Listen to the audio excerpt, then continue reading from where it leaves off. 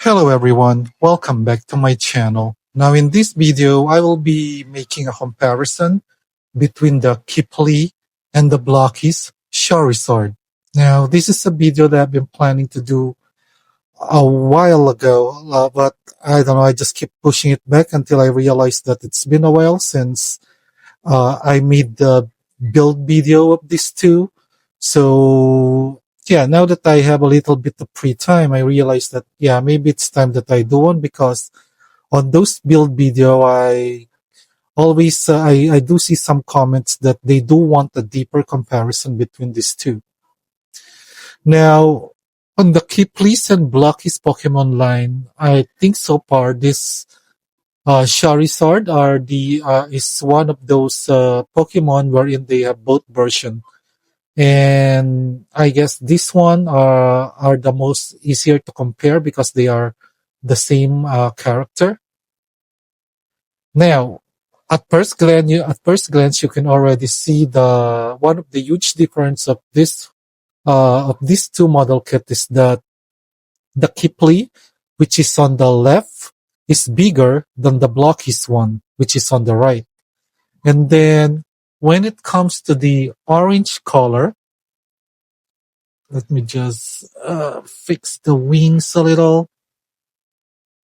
When it comes to the orange color, the Blokees has a darker orange color as compared to Keepley, which is a little bit on the lighter orange one.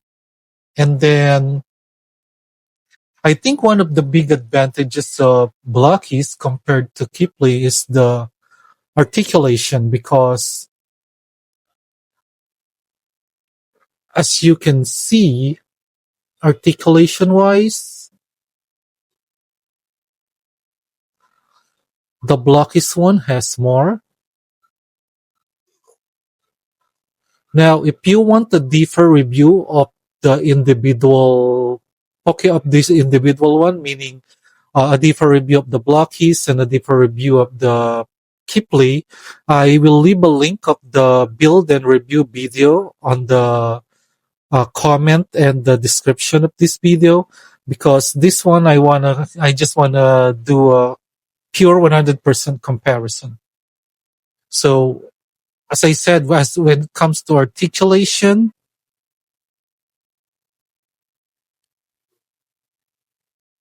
Blokees has more articulation as compared to Keepley, which has less articulation. I mean, when it comes to the hand, it's only like that. He does this Charizard doesn't have any break on the elbow or on the knee, unlike the Charizard, which has a break on the knee. So there's articulation there. And then when it comes to the wing, I guess when it comes to the wing, the Charizard has better range as compared to the Blokees one. So that's an advantage. The Blokees, he is more articulated, but at the same time, I can say that it is also in a way a disadvantage if you are more focused on the aesthetic or the look or the mold of the figure, because more articulation means more break. One of the things that I don't like about this Blokees is this break that they made on the neck. I know that he's more articulated now, but I think I don't need that break on that neck. I think I can live with one less articulation point, just to so that I won't sacrifice the look of the Pokemon, because in the case of the neck, that is where the Blokees, I mean the Keepley, I think is better, because it's just one whole neck. I know it has less articulation, but as far as the look, I think the neck of the Keepley is better.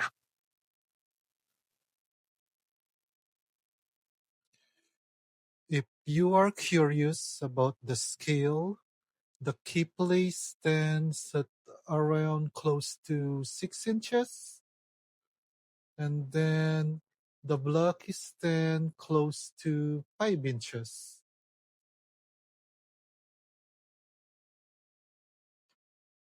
Another huge difference between Kipleys and Blokees is that I can say that Keepley is a model kit in the more traditional sense as compared to the Blokees one, which I think is more of an action figure that you just have to put together. And then when it comes to the quality of the plastic, just compare it on the tail.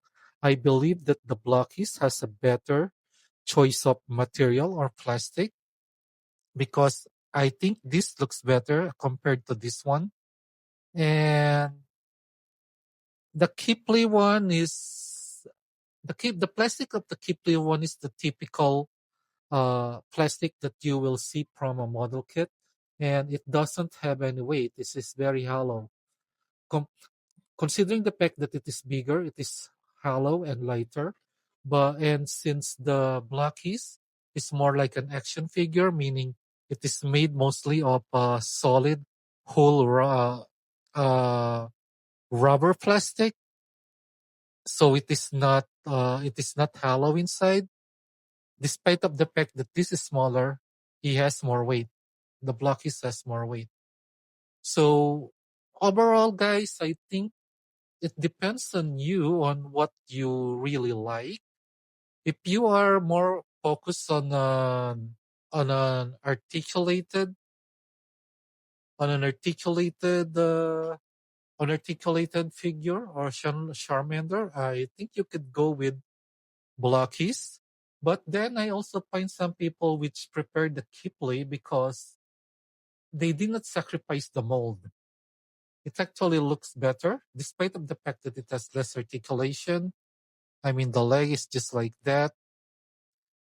It does look good, especially on the neck area. The neck area of the Keepley is actually where it shines better compared to the Blockies one, which has to sacrifice the mold of his neck in order for that additional articulation.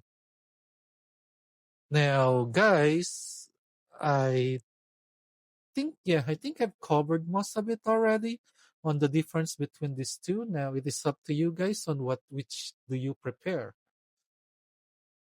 Originally, guys, to be honest, I thought that I am a solid Blockies 100%.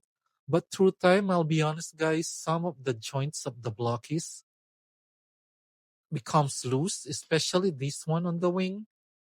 This one on the wing. It is not a problem. It could be an easy fix. This one's already a little loose. So I guess because of the engineering of making it too articulated, some design maybe through time will become loose as compared to this one. I don't think this joint of this one will become loose because first of all, the connection of this one are of the joints of this one are more solid, especially on the wings. I mean, just look at that as compared to this one, which is connected by a round joint.